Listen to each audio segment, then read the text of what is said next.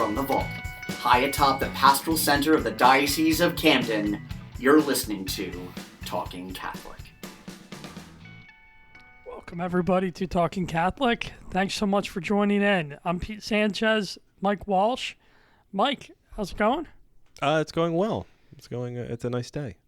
We had a lovely snowfall yesterday, and I actually woke up this morning and I looked out the window and I was like, oh, that's right, it snowed. And it was so beautiful. It was a nice, beautiful, crisp, snowy December morning. I liked it. Yeah. Well, yesterday it was beautiful. I was driving home and I was along the Cooper River. Beautiful. I don't know if you noticed the sunset yesterday. Beautiful, golden sky. Yeah. And my Instagram was filled with it. It was nice because I didn't see it, so it was because I had to leave late, and so this dusk had already happened by the time I got out of the building. But yeah, I'm glad. This is a reason why I like social media. It lets me know what I missed. Yeah. Did you see the photo? I put up a photo with the river and the golden sky and the snow on the ground. Oh, I'll have to check it out. I didn't see it. No. Yeah, it was. Just one of those wintry days where it was cold but also warm. You know, that sun, the golden sky kind of, the light shining through the darkness. It kind of hit me. And today, of course, is December 6th, the feast of St. Nicholas. And for anyone who hasn't listened to it yet, there's the Talking Saints episode was posted this morning for St. Nicholas. A short one, too, only 12 minutes. So I know somebody, I apologize. Somebody already, our favorite, one of our favorite listeners. Criticizer. We love you, Tom O'Shea. No, he wanted it to be a bit longer because I also like to call this day Punch a Heretic Day. Because that's what St. Nicholas did. He punched Arius. I was looking through, since no one provided for me a picture of St. Nicholas, I was going through all the St. Nicholas photos last night that I could find that were available for open use on the internet. And I was looking at it, and a number of them were St. Nicholas slapping somebody, and I had to actually look it up because I did not know that was something that he was known for, and I was like, oh, that's fascinating, and but that was the other thing, I wasn't in the room when you recorded that with Lori, and then I was going to upload it, and I realized, geez, this thing's only 12 minutes long. Like, wow, these guys were. Must have been in a rush that day. Well, you and Lori are not known for not being loquacious. Well, what happened is it was a little course correction because I think we tried to do them around 15 minutes. A couple of first ones we did went about 20-25. So now we've swung the pendulum the other way. So we'll get back to it. So your average is 15. There you go. Yeah, well, we're trying. I'm sorry for all the listeners with St. Nicholas. He is, as I get to know him, he's just more amazing in his charitable works. And so listen to it. December 6th, let us pray to St. Nicholas. Yeah, just don't cough because you might miss something important because it's so short. But yeah, okay. Yeah. Well, so what news do we have coming up? What we got Come to think of it, we've had more news items that have stretched longer than that podcast. I just realized that. Man, do I feel bad. I have to apologize to the Talking Saints listeners. I do too, and I apologize to Lori Power, my wonderful co-host. No. She was running the show. I blame Lori on this one. I'm going to absolve you. She was the one that you're the co-host on That's on right. Talking Saints, so we're going to blame Lori. I'm the Ed McMahon to her Johnny Carson. That's right. But no, it's maybe that's a cardinal rule. From now on, thou shalt not have the news items longer than the Talking Saints. But we'll see what we can do. That should be the golden rule in this vault. But we got the Priesthood Discernment Group, Mike, coming up December 9th, this Sunday, at Our Lady Peace Parish in Williamstown, 32 Carroll Avenue, and if you go to the noon mass that day, you can watch my goddaughter and her choir sing at the noon mass. And my goddaughter has a solo, so she'll feel free to check her out. Olivia Hench, she's wonderful. She's delightful. Okay, that's a Christmas concert. No, it's part of the mass, but they're doing the choir for the mass, so it's at the noon mass. So yeah, check it out. Oh, we'll go to that, and then young men, if you're currently a junior or senior in high school, college student, or up to 39 years old, and you're feeling the possible call to the priesthood, come out. This group can help you discern and pray with others who are also considering the priesthood, a life of service. Wait a second. I found something. Sorry to interrupt again. She's not doing it this Sunday. She's doing it the following Sunday on the 16th. I wouldn't want anyone to go to the noon mass and then be upset that my goddaughter's not singing. So I apologize. I very much apologize to the seminarians and Father Romano for breaking into their ad twice. So my apologies. Hold off on those angry messages. Yes. Right. Yes. But come on out this Sunday and also the next Sunday on the 16th.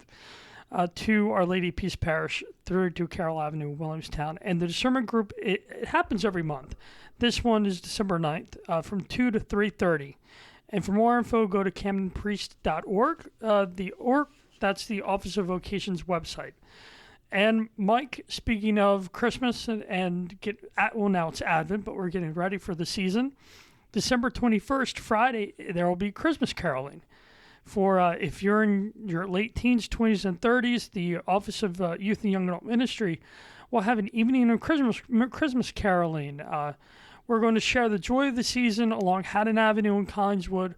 All those people on all those wonderful shops in that area with the lights. That's going to happen. People are going to gather at St. Teresa of Calcutta's McLaughlin Hall, 101 Lees Avenue, at 6 p.m. And after caroling, you'll return to the hall for Christmas cookies, hot chocolate, and conversation.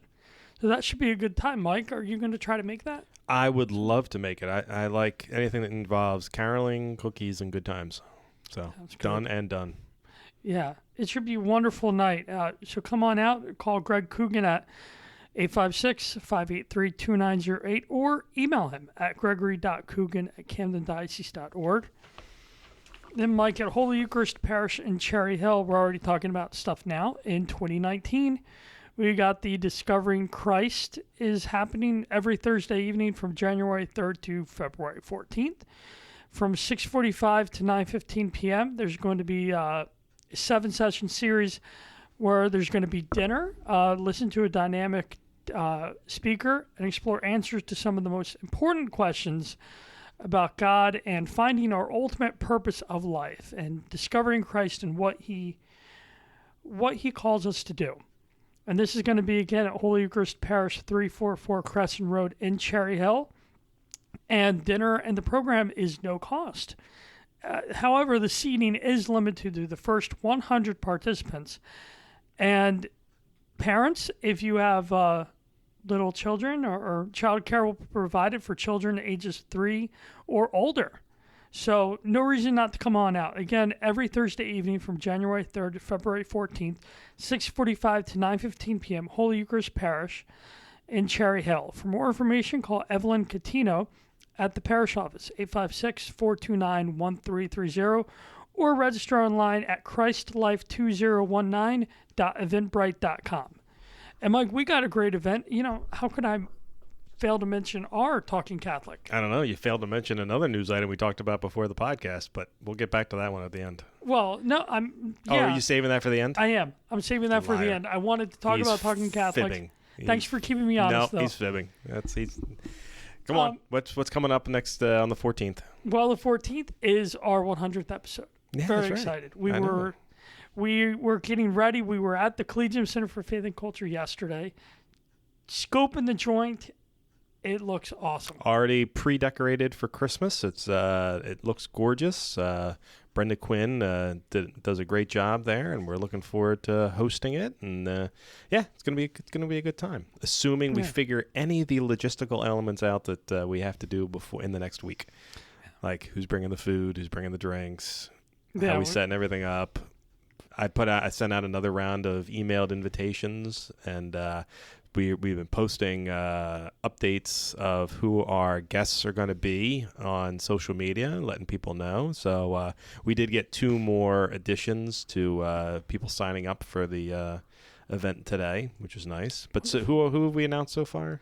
Well, we announced Allison Filio. That was our latest announcement. She's a delight. She's been on the show before. Mm-hmm. She's coming to us from Stockton. She has so much energy, and I hope she brings her whole family. I hope her husband and her son come too.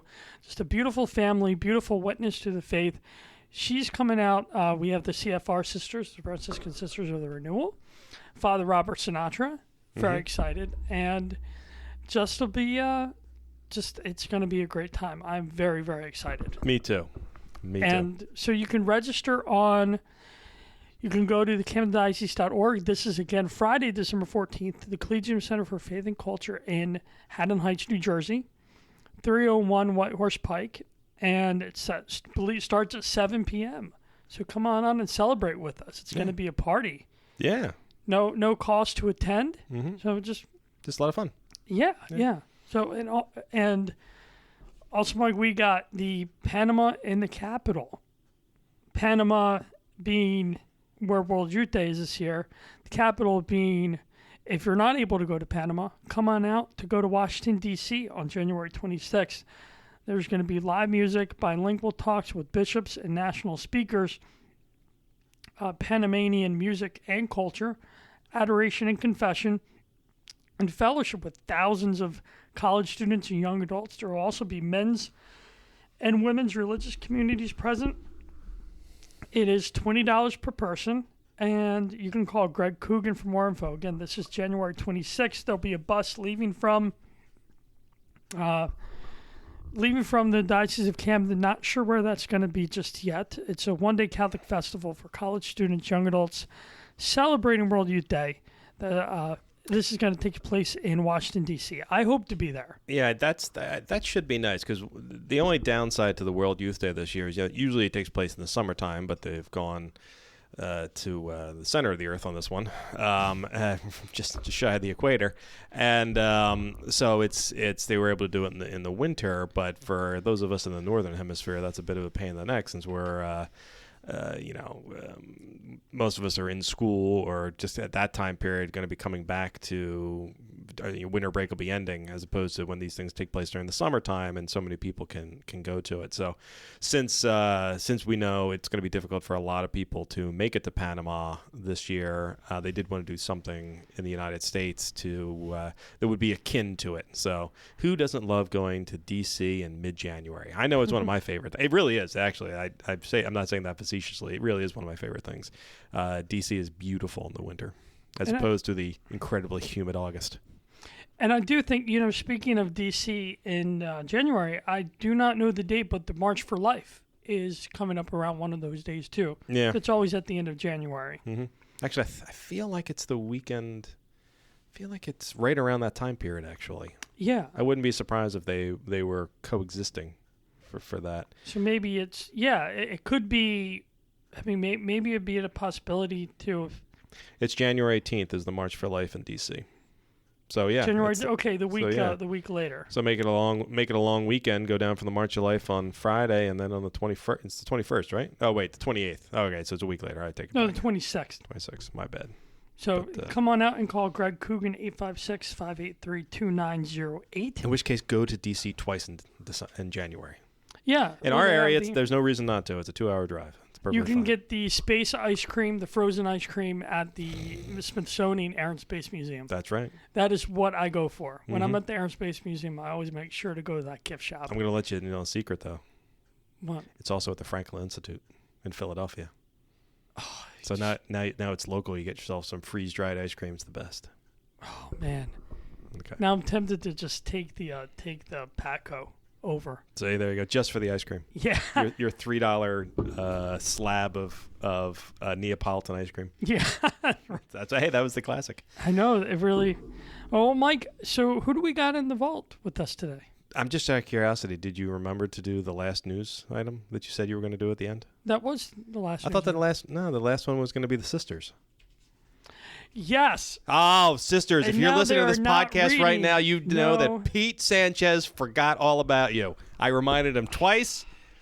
Great. I bet you the CFRs aren't even going to come to our 100th podcast now. They Sister catch wind of Agnes, this. Sister Ann Cattery, Sister Kiara, and Sister Joseph, I apologize. So To the sad. 4 of you, I will be at this event this Saturday, 10 a.m. to 3 p.m. at St. Michael's Church in Atlantic City. It's a Advent Day of Reflection.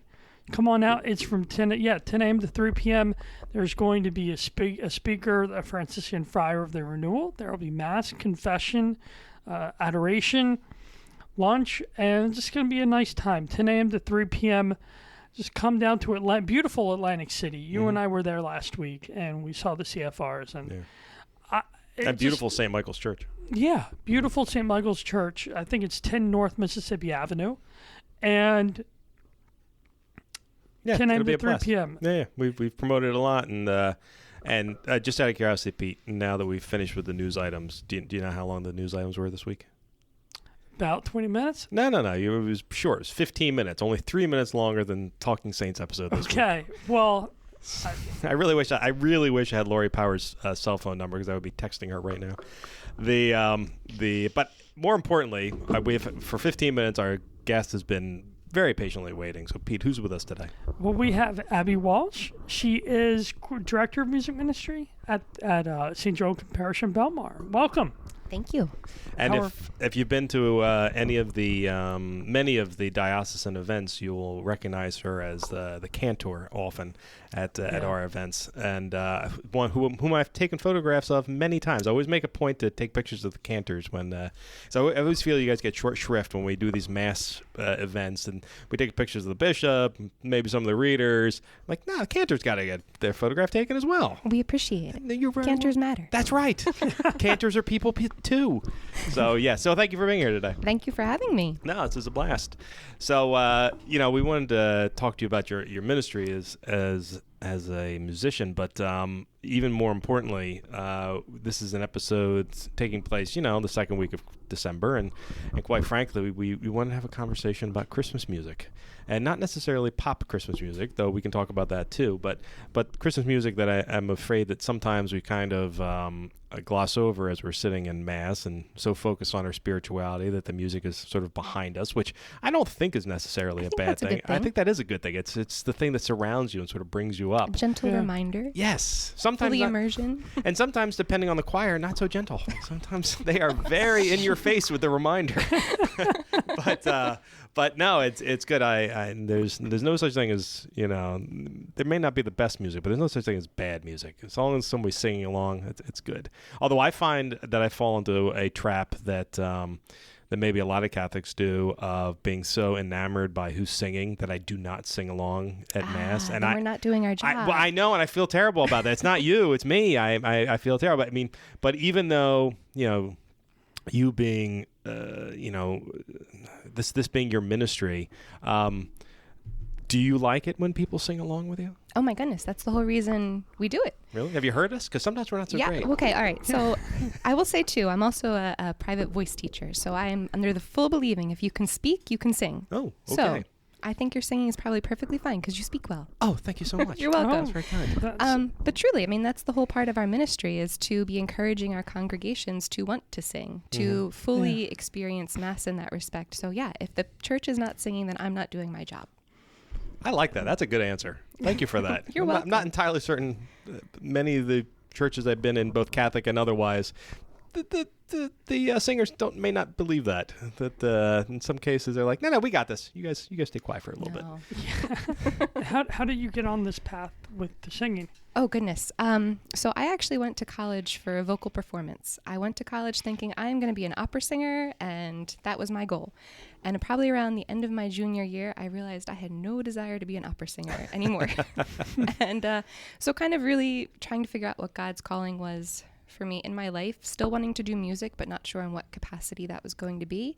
And then I actually wound up finding myself in a church in Bellmawr where Steve Obarski was the organist at the time. Oh, and my husband and I were picking out our wedding music, and he kind of was like, oh, you sing, great. And so started cantoring, getting involved with the choir there, and kind of the rest is history. Wow. It's always nice when our Steve Obarski has a good ear for these kinds of things. He does a great job of roping people in, whether they when he realizes they may have a gift for something. And so I'm not shocked to hear that Steve had something to do with your presence now. Yep. I'm curious though, just going back a little, what sort of drew you to opera? You know what? I feel like it came from nowhere. Really? I started taking voice lessons around the 7th grade, and I just had this desire to want to learn to sing in Italian. And I'm not Italian. I don't know where it came from. And my voice teacher at the time was like, oh, yeah, nope, can't help you there. So kind of finding voice teachers that could, wound up settling with a teacher in Philadelphia who was an opera singer. So I think there was kind of that, I don't know, the mystique of being on stage and the beautiful costuming and the fully sung shows, how powerful the voice can be used in opera, as opposed to, I mean, musical theater is beautiful, other singing is beautiful, but really that full body singing, I think really drew me into the beauty of it. You know, I think that's something that because opera has I don't know, people have a preconceived notion about opera, I think, and oftentimes because it's sung in a different language. I think in particular Americans have a hard time sort of focusing in on it. But if you ever get the opportunity to really go to an opera or even see an operatic performance on television, it's amazing. I mean, it really is. It's I mean, I grew up in the days of Pavarotti, and it was, you know, I have never seen singing like that before, and I haven't seen it again since then. One of the things we're talking about Christmas, and it's interesting we're talking about opera. One of the things that comes to mind is Pavarotti. My mom is a big fan of opera, and one of the things as a little boy, I remember we watched Pavarotti Christmas, and do you know what I'm talking about? Have you seen that? No. It sounds beautiful. Great, though. Yeah, it sticks in my head. It's just so beautiful, and the music and the boys' choir behind him. There is something. And have you been to any operas, Mike? I have been to opera, yes. And it wasn't like a Pavarotti. It was like a New York opera. I went to one in Philly, and I remember the story. It was the Bluebeard story about this. About the sailor Bluebeard? About the sailor Bluebeard? I don't remember. Okay. Well, there was Blackbeard.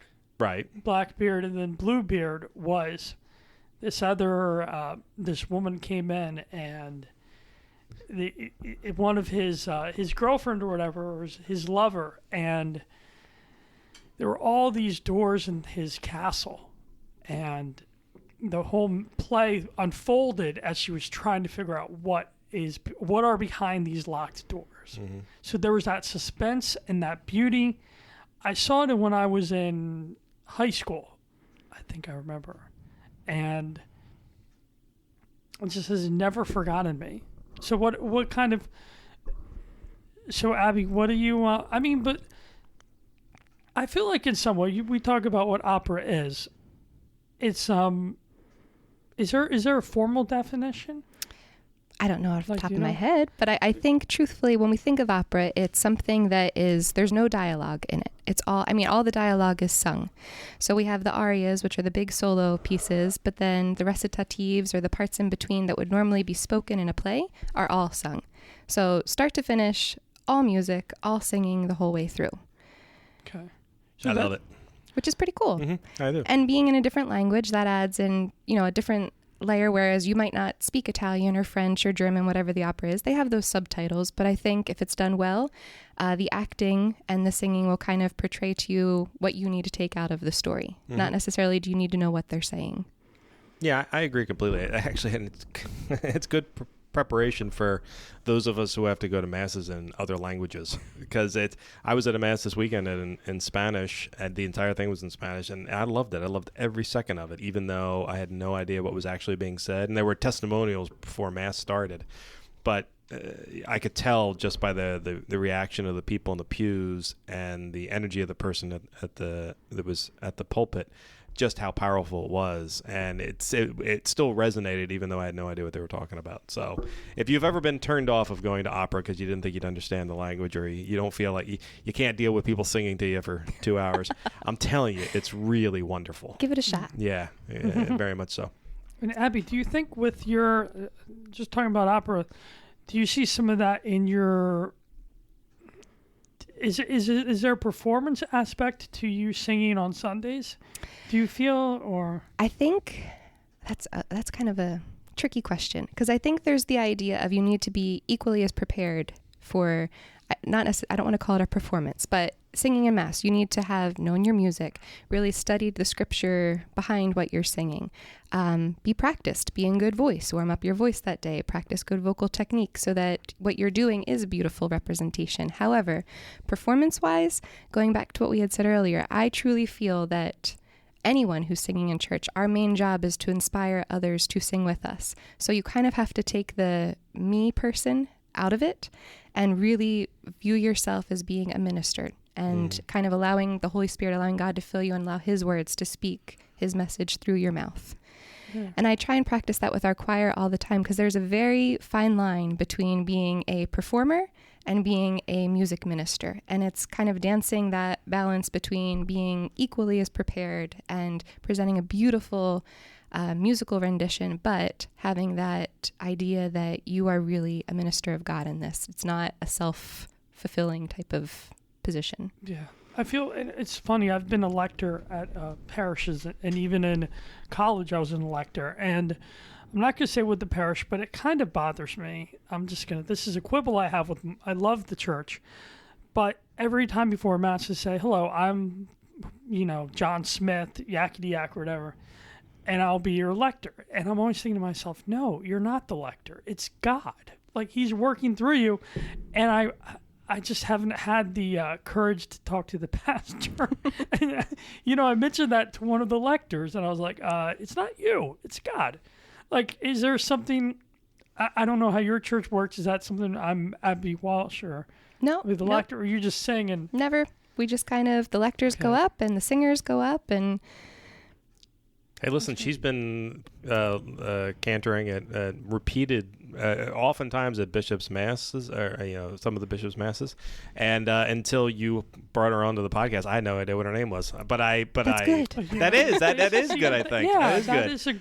It's funny to hear you say that, Pete. I've kind of always had a similar feeling about that, even to the point of, all right, I think we're going to kind of going off the rails here, but I've never been a big fan of when the lectors and the Eucharistic ministers walk in with the priest as part of Mass.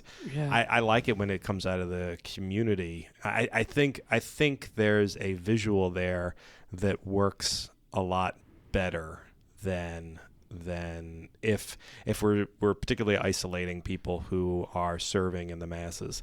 I can't tell you why. I just sort of a gut reaction on my part. So yeah, I very similar to you in that sense that I think there's a beauty in not so much the anonymity, but in the lack of notice. So that exactly. we're there to inspire everyone and be representative of the people. We're not there to be me. Huh. I actually hate it when I get asked to speak at Mass. Like if I have to, like there's an event going on or something like that, and they say, Mike, I need you to do 2 minutes and explain what's going down. Like, I don't know. I don't even like that. And actually, you know what? Since we're on this topic of things we hate that people do during Masses, sorry, pastors and lay ministers. I am curious about one thing. There is, and once again, I'm not going to give names. Every now I do a lot of bishops' Masses, right? And so we go to a lot of churches and parishes because of that. And each of the, whenever he's doing a Mass someplace, each choir there usually does a big, they work at it. We have to impress the bishop. Of course. Actually, of course.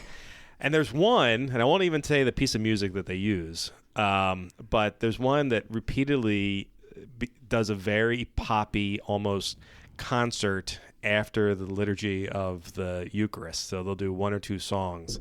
And I grant you it's an upbeat song, but it's a pop song. It's from a movie. That's probably more than enough. And every time I see it, I go, now you're just taking me out of the Mass. And I have a hard enough time being in the Mass anyway. This is when during I'm working. Mass? It's after the liturgy of the Eucharist. So, okay. But between then and the final blessing, and when usually there would be a meditation, they go a completely different route and basically do a performance. And every single time, and then the crowd applauds and stuff like that. And every time I see that, I go, that's not quite working for me. But am I insane, or does that seem like I would agree with you. I think it would rub me the wrong way. I would agree too. And and that's not to say I don't like. I love like when choirs do concerts. I love like a lot of choirs will do a concert before, say, the Christmas Mass. Absolutely. I love it when they do that. That's my favorite thing in the entire world. I don't like it when they do it in the middle of Mass. I would agree with you. Okay. I'm And I think- glad to know I'm not insane. No, not insane. Okay. And I think, but Abby, you were talking about music here in the church, and of course, one of my favorite times of the year, Advent, getting ready for Christmas, and on B101, I don't know what the station there anymore. You hear You mean the station we're the advertising on December 21st? Yes, that one. that is we are advertising. Yeah, that. South Jersey Catholic Schools will be sponsoring a day of Christmas music on December 21st. That's right. Yes. So okay, thank you, Mike. Thanks for that plug. So all those Christmas songs you hate, we're going to be sponsoring. So thanks, Pete. Real nice for that. I love Karen Carpenter and Andy Williams. I'm going to specifically ask for more Andy Williams and Karen Carpenter. Christmas for that, rapping, yes. The Waitresses. Hey, Father man, those Rob. are all great songs. They dude. are. Father Rob loves that song. I But, love that song. But Abby, so what is your? Let's talk about kind of a different kind of music that sometimes you don't hear on B101. The Christmas music, Advent music during the season in the churches. How do you prepare for that? Do you have, and you have some history there? I do. Some fun facts. Yeah, love can you fun share facts. that? Sure. I love Well, fun facts. the first thing, I think at this point of the year, your choirs in your churches are rehearsing like crazy. So every Wednesday night is our choir rehearsal, Tuesday for youth choir, and it's a lot of music to get through to prepare ourselves for Advent and for Christmas, because we are leading people that are coming back to church for, unfortunately, Christmas Eve Mass or Christmas morning Mass, and then we don't see them again till Easter. So we want to give them the best thing we can so that they feel welcomed to come back every weekend and join us. So I was going through some of our Christmas music that we do, and kind of what we do routinely. It's kind of in our bones Christmas songs. And why do we sing it? Where do they come from? What is their origins? So I made some fun facts. I love fun facts. All right. So the first one, Silent Night, which we all know, and we love Silent Night. Sure. It was made in Austria on Christmas Eve in 1818. This is the coolest story. So that day, they're getting ready for Christmas Eve Mass, and the organ broke. Oh, no. Awful, right? So you have this whole town, the organ's no longer. So the priest decides he's going to write a poem that could be said. So he takes the poem to the organist, and the organist sits down with some guitar players they had, and they come up with the music real quick. And Silent Night was performed a few hours later at Christmas Eve Mass. Wow. Pretty awesome, right? That is outstanding. Oh So from gosh. 1818 all the way to now, this song that was hurriedly wrote because the organ broke. I love that. So cool. Where did that, Yeah. and where was that, where did it take place? Austria. Austria. Man, those Austrians, they know what they're doing. All They right. know music. They really do. They do. It's just amazing how inspiration can come so quickly, in Yeah. that moment of desperation. Definitely. It's very true. Yeah, I mean, let's face it, some of the greatest things in history were built out of necessity. So that's outstanding. And I thought the cool thing with Silent Night is I've always loved like an a cappella Silent Night where it's just the voices. And if you really, when I was doing this research, I was like, oh my goodness, it kind of was made to be that way. So this year in Christmas, I think my choir is going to be doing it a cappella. Oh, very nice. I like that. Do you have a Christmas concert coming up? We just do a little 45-minute concert before Mass starts. Mike's favorite thing in the world. My favorite thing in the world. Love it. Love the pre-mass concert. Love that. And I think we're going to do some more carols this year to inspire the congregation to sing with us and not talk super loud. Oh, also nice. Yeah. That's because that's the key. It's funny to hear you say that, and I tell this to people all the time. A good performance has to include things that people know and things that people don't know, things that people can sing, things that people can't sing. So you can, I mean, it creates it becomes a sort of like a roller coaster where you see the reaction of the audience. I hate it when, well, I don't hate it. I mean, I love going to a performance, but if I go to see my favorite band, I'm going to sing along with my favorite band at some point, even though I'm terrible at remembering the words. For everything. Me too. Yeah. Well, but no, that's great. I love that. So yeah, I fully support your plans. Awesome. Good job. Thank you. So the other one I thought was cool. So Oh Holy Night was from France, 1847. it was commissioned to be a poem, and they asked the local wine shop owner, which to me, I was like, oh my goodness, he gets to supply all the wine for this little French town. What an awesome job. So they asked him to write the poem. And when he wrote it, he was like, this needs to be a song. So he went to his friend who was a Jewish musician and said, hey, I have this poem about the birth of Christ. Can you write music to it? Which I thought, again, how awesome is that? So they wrote this song. The church loved it. The people in the town adored it. Everyone was singing it everywhere. And then the man that wrote the poem decided he was going to join the socialist movement. So the church said, nope, can't sing this anymore. Wow. But the people loved it so much that it kind of spread like wildfire, and the song is here today. You know, that was the one song I was going to ask you about, and I'll tell you why. It is my number one favorite Christmas song of all time. Mine too. Mine too. That's so funny. We're on consensus. Well, the difference is there's only one of us that can probably actually sing it properly. Probably me, No, of course. everyone can sing. Well, Remember, no, if you can speak, you can sing. I did say properly. There's a couple of notes in there that I just kind of glance at. I don't really try to get up that high. But no, that's the one, and that's a tricky one. I've had this debate with other people. I think we may have talked about it last year when we had a similar conversation on a podcast. That's one where you can actually make that too much about you. Absolutely. If you dial it up to 11 too much, it actually draws you out of it. There are. I do like the Josh Groban version because I think he edges that line just a bit, but it never goes above board. Yeah, I think I know what I'm not good. Yeah, when they take that ending part all the way up there. Yeah, it can be a little. Sometimes it can be a little over the top, but it can be done very tastefully too. Yeah, it can. And the ones that do it, the ones that dial it back a little bit, and because the tricky part is keeping the reverence in there. And oh man, I want to hear that song. Yeah. If Abby was prepared, I'd make her sing it right now. We can do it. No, we don't need that kind of. These mics do not do justice to singers. We've tried 3 times now, and we haven't been able to successfully record anybody. It's a shame. That is a shame. It is. What other fun facts do you have for us? Joy to the World, which our church does it as our ending hymn for Christmas. Okay, so written as a poem, which I found was interesting. A lot of these songs all started out as poems, and then it was like anywhere from 50 to 100 years later, they became songs, which I thought was neat. So 1719 poem in England. 1839 in America, this man named Lowell Mason found the poem and was like, I love this. Let's write music to it. So he composes this beautiful song for it. And it's kind of common, especially older composers, where if they have a composer they really idolize, they'll kind of dedicate their song or their work to them and kind of taking the self out of it. So he, on his, wrote for George Frederick Handel. Because Handel who wrote the Messiah, was kind of like his be-all, end-all.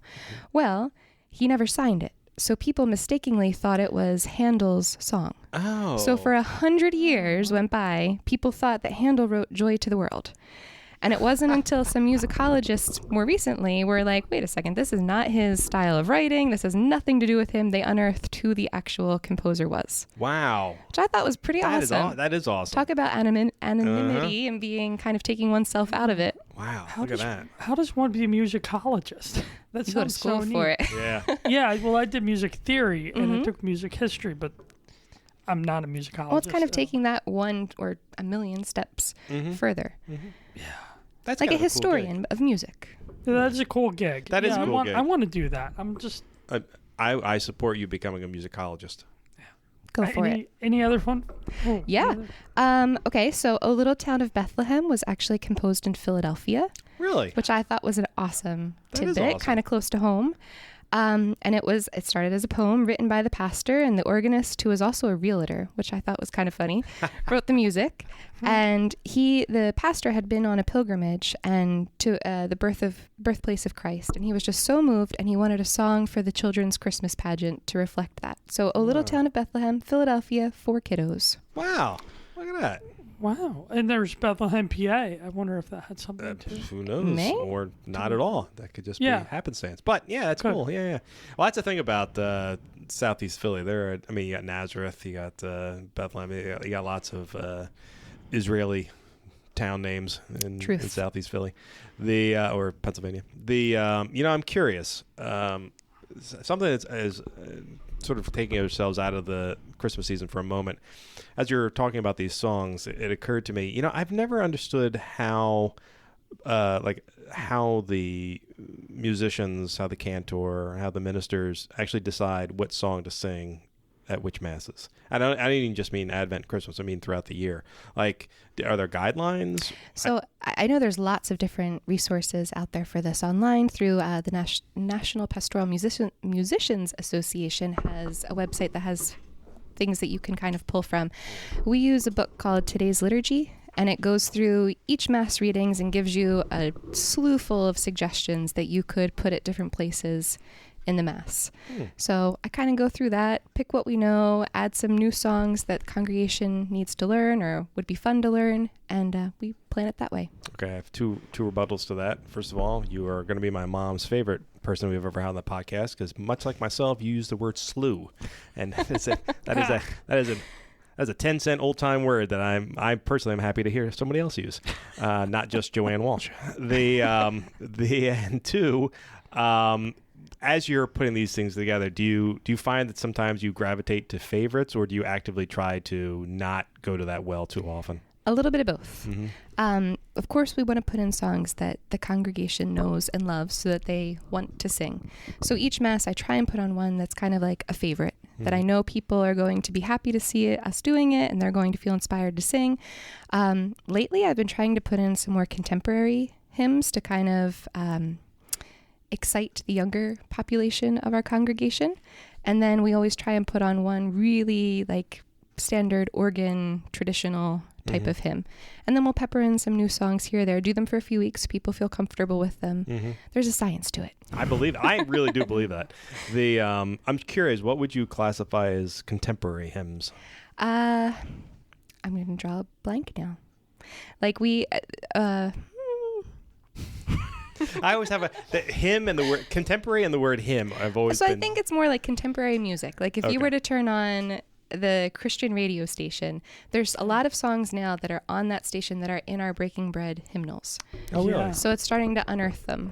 Oh, okay. Like in a few weeks, there's one called 10,000 Reasons, which is in our books now. So we're going to introduce that one. I know that one. Have you heard it? It's beautiful. Yeah. It is beautiful. And there are something, there's a few. There's this guy, Matt Marr, too. He's a Catholic singer. I've heard some of his in certain places. And is it something where, I'm assuming it varies in different churches. The pastor, do you have to go to the pastor and say, hey, we're going to play this? Or is there a trust that has to develop or can be developed? I think in some churches, the pastor likes to be very involved in the music selection process.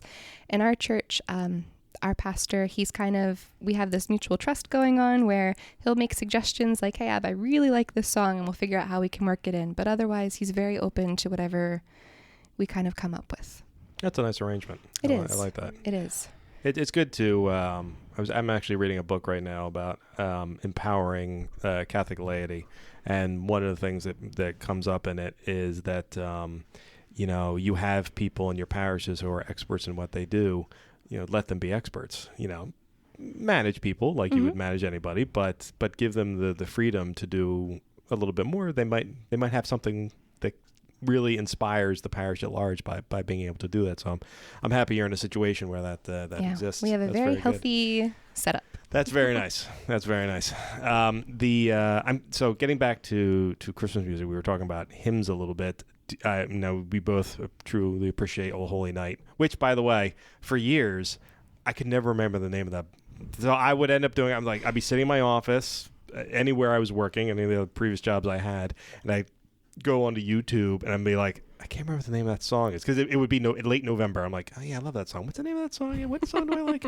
Now I do a much better job remembering. I remember I always thought it was called Fall on Your Knees. Well, that's what I would do, because that's the only lyric I could remember, and I would have to type into YouTube "Fall on Your Knees," and then it would pop up "Oh Holy Night," and then I would go down an "Oh Holy Night" rabbit hole on YouTube, when watching every single version of it that I could find.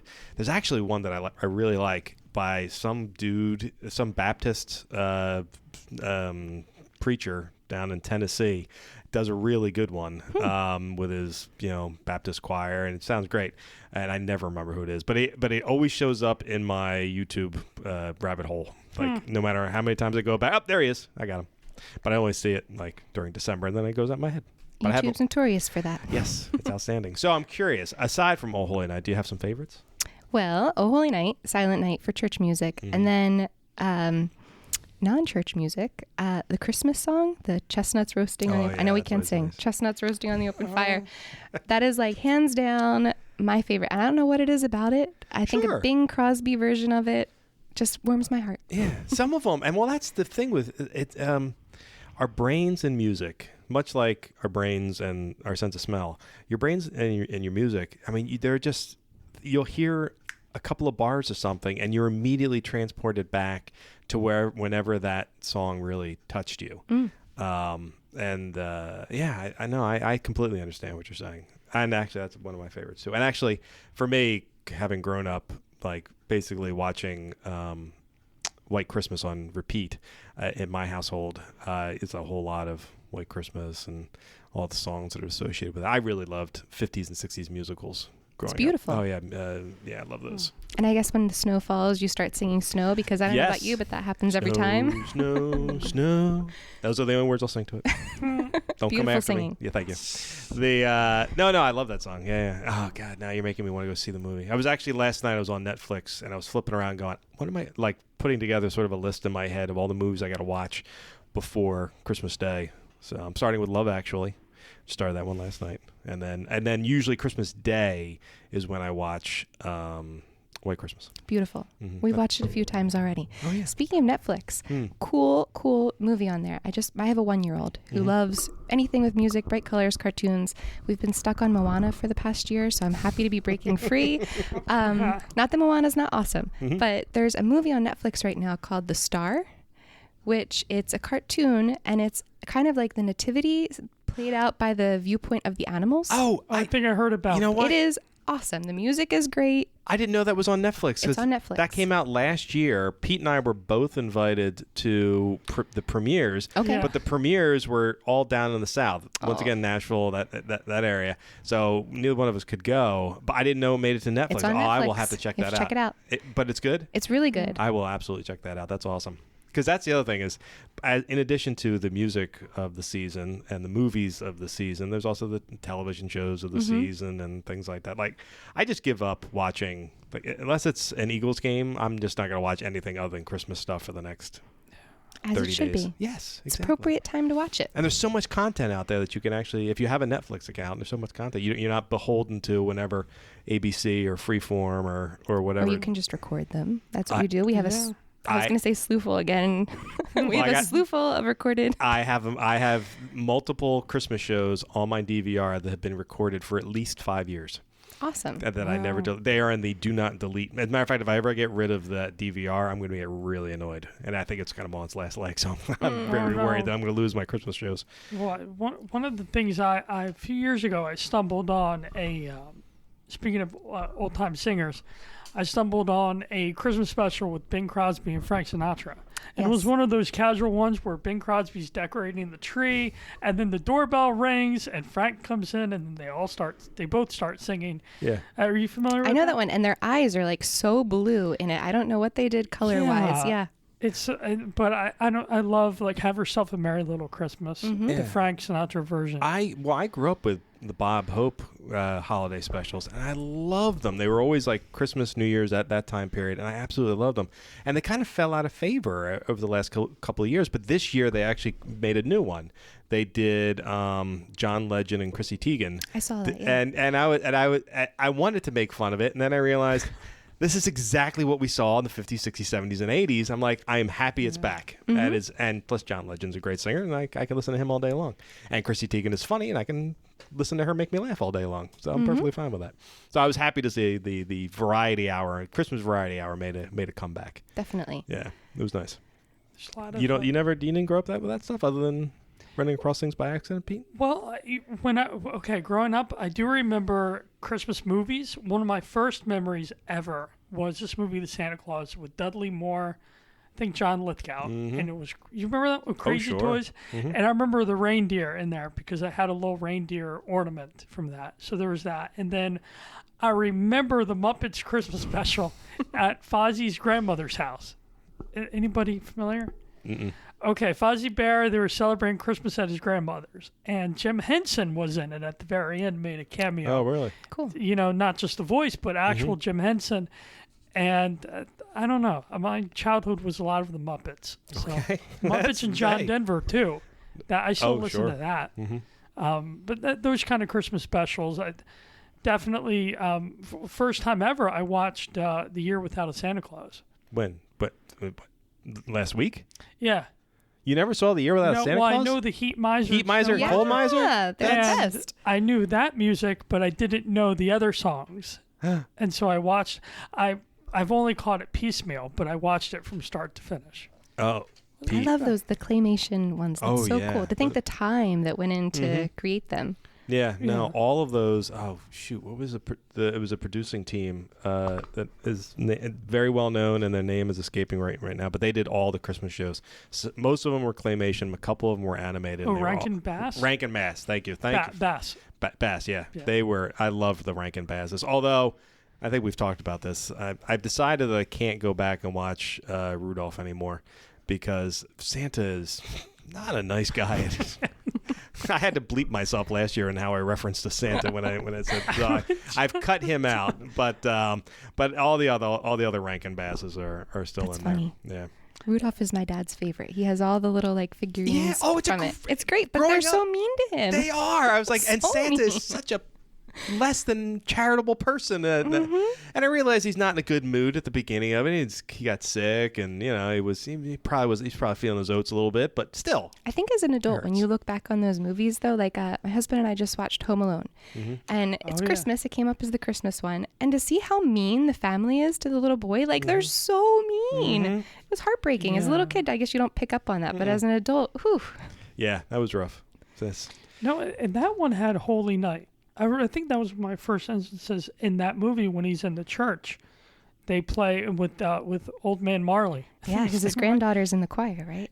I think so, yeah. And they're playing "Oh Holy Night," and it's beautiful. And I think John Williams did some other original Christmas music for that. I don't know what though. It's just pretty. And do you have any what do you think about the music today? Like some. Are there any versions, like I hear Blake Shelton's version of any contemporary artists? There was actually, it's funny you say that. So last night I was on Facebook just going through things, and Brett Eldridge, who's a country singer, I love country music, but he posted this newly released music video, and it is him singing the first Noel in a Catholic church with just candlelights, no instrumentalists. Wow, really? And there's just people that are coming in and lighting candles as he's standing there singing, and it was just really just a beautiful stripped down version of it, which I love. I think when it comes to music, my taste is kind of like, don't give me all the frilly, flourishy things. Just keep it simple. Let us hear your voice. So I was really moved by that. If you haven't checked it out, check it out. I will check that out. That sounds Brett great. Eldridge. Yeah, Brett Eldridge. I'll definitely check that out. I have a bunch of country music fans that rotate around me, and I will have to I do pick their like brains a little bit for that. I do like country. I like country too, but yeah, I like country too. You know what the thing? I've started cheating with my musical tastes because I listen to so many podcasts. The only time I listen to music is when it's part of the Grammy Awards, it's part of the CMAs, the American Music Awards, all that. So I do hear all the pop music, but that's the only time I hear it. But unless something comes across my path. But But that's the thing. Your original question of like, have you heard any new like newly created, not recreations, not because that is the thing that Legend had a couple of them in his show, and the thing is when it's something new and you haven't heard it a couple times, you're like, yeah, it's all right.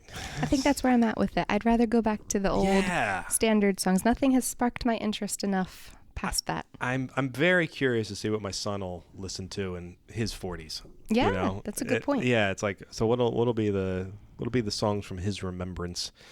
I mean, since most of mine go back to the 50s, 60s, and 70s, even though I wasn't alive till 72, but I'm fixated on all those songs. But I am one of those people who does like it when singers, reboot songs, and I very much like it when they're stripped down.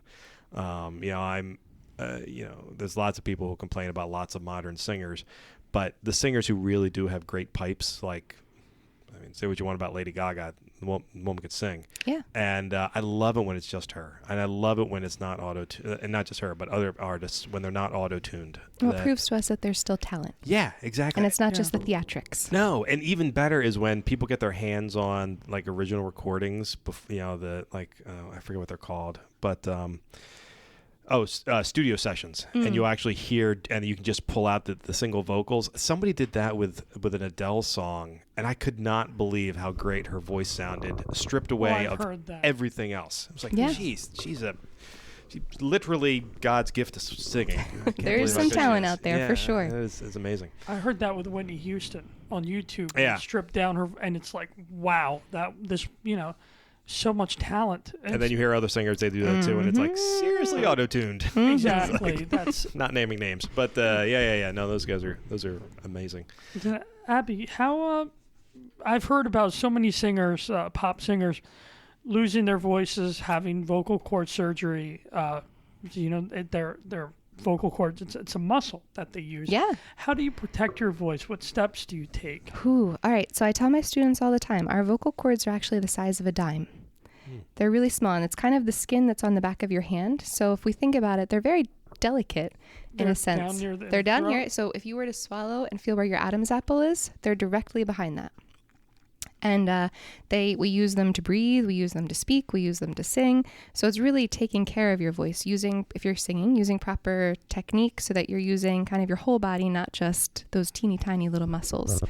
But then, with singers, we bring our instruments with us everywhere. It's not like a violinist that can put it in a case. So it's being mindful of those late nights, screaming at a concert, using our voice at a sports game.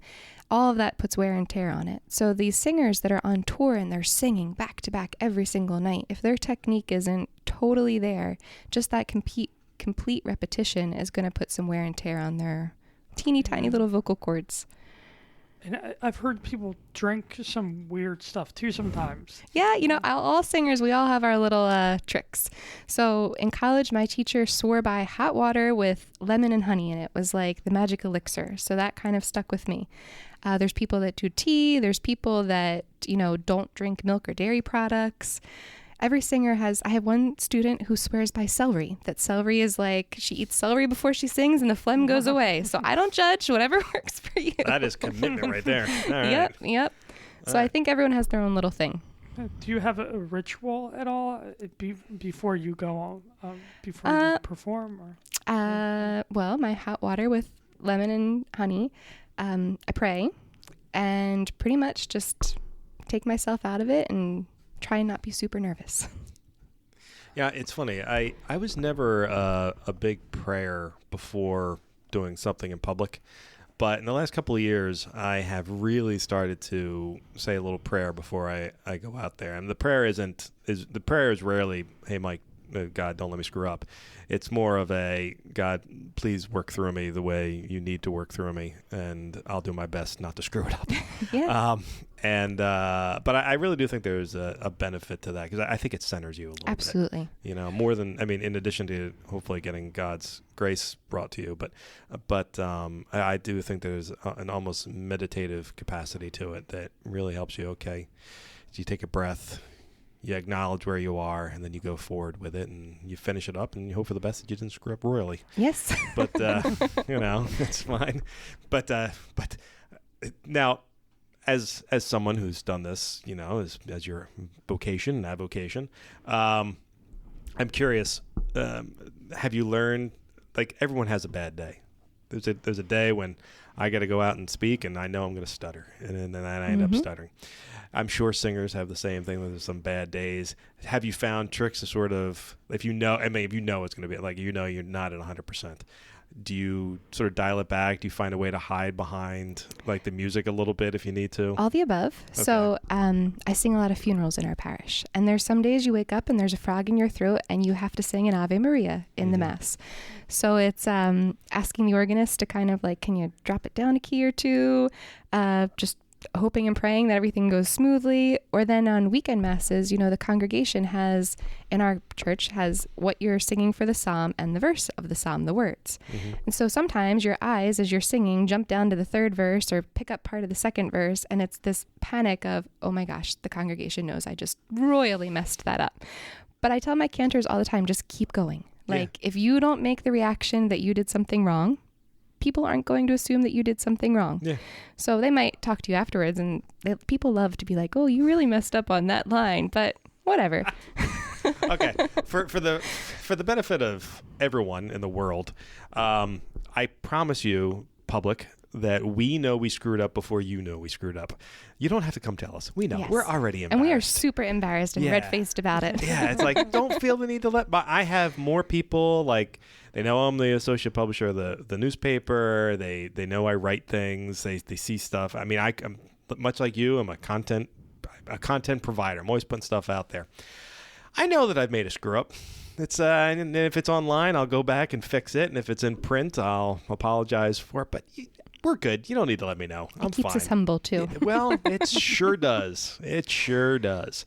But you're just being mean. So no, it's actually oftentimes when I get a criticism, it is helpful, and I do take it generously. But it still hurts. So just know, anytime you're criticizing me, it hurts everybody. What I find interesting, Pete, on the other hand, loves it when I edit his work, so he doesn't have any problem at all. So he loves it when you're making me better, Mike. You're sharpening. You're testing me by fire, making me that gold. But Abby, you have an interesting faith story. You're a convert to Catholicism. I am. Can you share a bit of that? Sure. So I made my conversion or my sacraments at the Easter Vigil in 2011 and kind of put it up in God's hands as in, okay, I'm here. You've brought me to this point. I'm trusting fully that you have an idea of where my life is headed. And truthfully, a week after I made my sacraments, I had a job offer for the church that I'm currently in now. Wow. And then by the end of the summer, there was a Catholic school that asked me to teach music. So it's funny when we kind of throw it all to God and say, take control. You have it. He provides his way for us. Yeah. So, but yeah. So, Pete, we talked a little bit beforehand, and you asked my background. So I grew up. I was baptized Methodist. We went to a Methodist church up through probably my early elementary. Then we went to a Baptist church. Then we went to a non-denominational church. Then back to a Baptist church. Back to a Methodist church. I mean, we kind of ran the gamut of churches in South Jersey. And my husband jokes, we'll drive by a church and he'll go, "Have you been to that one? Did you go there?" Just because it's true. And my parents, it was a strong foundation of prayer in our family, of our personal relationships with Jesus. And in high school, I kind of didn't really feel like church was for me at that time. I wasn't, I guess, liking what was being talked about at our church. So I kind of not turned my back on our faith, but kind of stepped away from church. And my first date with my husband, it was a blind date, Match.com kind of set up. I already was a little worried he was going to be a creeper. And he starts, I mean, not from his pictures, but it's online dating. Sure. And one of the first things he said was, I'm Catholic and I go to Mass every weekend. I take my faith very seriously. The nuns come over our house for Christmas and afternoon tea. And I was like, oh man, this is a lot to take in. But I started going to Mass with him, and he's a police officer, so his schedule was a little wonky. So I found myself on weekends that he was working, I was still going to his church and being a part of the Mass. And I just loved the music, really the ritual of everything, how everything has such a deep meaning. I mean, people, my family who's not Catholic will joke that when they come to a Mass, it's a workout because you stand, you kneel, we do all these crazy things. But to really, if you sit down and think about why we do those, there's just such beauty in that. And then Steve was helping us with our wedding music and was like, oh, you sing. So I got into cantoring, and I remember it being just this profound moment of he was preparing me for my first Mass that I was going to cantor. And I remember standing on the altar saying, okay, this is what I'm supposed to do. Yeah. Like it was this moment that God just spoke to me and he was like, yeah, that opera stuff that you've been questioning, no, this is where I need you. Yeah. And it kind of everything, once I answered to that, and everything really truly just fell into place from there. I love conversion stories. I really do. And not that my mom was a convert, and she converted because she was marrying my father, but she similarly, her father would change churches like the rest of us change hairstyles. She was Methodist, she was Baptist, she was non-denominational, and then went back to Methodist again, but it was always different churches. Mm-hmm. And it's funny, I will say that I have a particular affinity for people who left the Methodist faith to come to the Catholic faith because my mom did the same thing. But no, it's also, it sounds so beautiful. It's like you're just sort of like we're teed up. Yeah. And I'm assuming Walsh is your married name? Walsh is my married name. And yes. you're married to Walsh. So, I mean, can't get much better than that, right? That's the best. No Right. relation to me, but that's the best. Who doesn't love a good Walsh in their life? That's what I say. Hey, man, Right, Pete? I'm blessed to have two Walshes in the Yes. ball with me. This is the most Walshes we've ever had on a podcast episode, too. Yeah, 2/3 of it is Walsh. That's right. It's true. Sounds like a Put my mom on here and get rid of you. It'd be a 3 Walsh thing. That'd be It'd be great. a slew full of Walshes. That'd be a slew. Oh, a slew of Walshes. If we were the type of people that hashtag things, I would hashtag this episode a slew of Walshes. That's outstanding. I may still do it anyway. that's pretty good. I got to make my mom listen to this one. She says she's been so busy she hasn't been able to listen to she's backlogged our episodes. I'll have to make sure she puts this one at the top since there's a slew in it. True. However, we are getting tied up here at the end, so we're just past an hour. So, any final thoughts as we think about the Advent and Christmas season, Pete?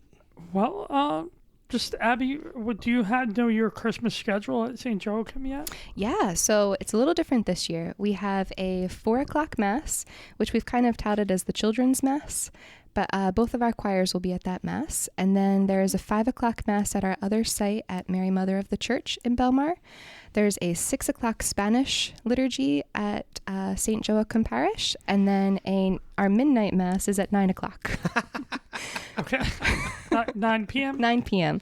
And then Christmas morning, 9 a.m. I used to mock the midnight mass that kept creeping earlier and earlier. Yeah. I don't mock it anymore. I think that's. Yeah. I don't get me wrong. I love midnight masses, but when they're at 10 o'clock, 11 o'clock, 9 o'clock, I'm okay with it. Father, we did do a midnight Mass, and the attendance was just so low, so we moved it to 10, super low attendance. So his thought is, let's see if 9 brings more people out this year. Yeah. I think there's a wisdom to that. Lots of options. And there are plenty of parishes in the diocese that have midnight masses if you're truly desperate to go to a midnight mass. But hey, listen, there's something nice to getting a couple hours of sleep on Christmas morning, particularly if you have young ones. Yes. And I forgot to mention a Mass coming up. It's the Feast of the Immaculate Conception on the 8th. Will you be singing any of those Masses? I will not, but our parish does have Mass on Friday at 6:30. And then also Saturday morning. That's right. You got to go Saturday. Well, you got to fulfill the obligation on Saturday and Sunday. That's right. You had asked me that last week, and I didn't know the answer. And yes. And so you can go Friday or Saturday. Friday we have a vigil, or Saturday morning. I think a lot of parishes are doing it that way. I think so, yeah. And then your regular standard church schedule for the rest of the weekend. You get to pick 2. That's right. 2 opportunities. Yeah. 2 opportunities to get to go to Mass. It's exactly. awesome. That's fantastic. Blessed occasion. That's right. No matter what anyone else says, it is 2 beautiful opportunities to go to Mass. I know. Yeah. Especially celebrate All your our Catholic mother. friends. Yeah, exactly. Conception. What's to be upset about? No. Yeah. Alrighty. Well, Abby, it was delightful having you on. Thank you are you for welcome having back me. anytime. I look forward to taking many more photographs of you in the future as you sing for the bishop, as we traipse around the diocese. And I will also make sure to thank Steve Obarski for putting the bug in your ear, because you have been outstanding at every Mass that I've ever been at where you're at. Thank you.